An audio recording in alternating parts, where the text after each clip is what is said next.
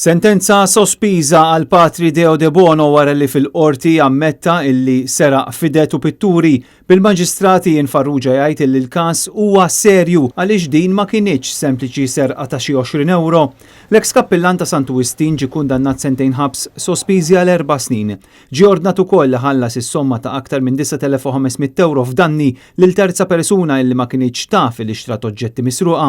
Kien net news illi jimilu żvela l-isem ta' Patri Deo De Bono bħala suspettat ewlieni brabta mal-pitturi li kienu osfru mill-Knisja ta' Sant'Uistin fil-Belt.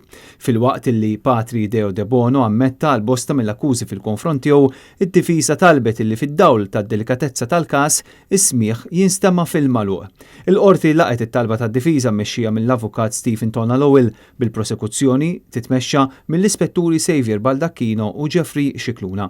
Fl-awla baqa' preżenti Patri Leslie Gatt li huwa l-provinċjal tal-Patrit Agostinjani f'Malta illi kien assistit mill-avukat Karl Mikallef.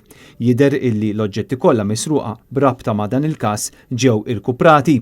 Patri Deo De Bono kien twaqqaf mill-Knisja milli jamministra is-sagramenti fil-pubbliku.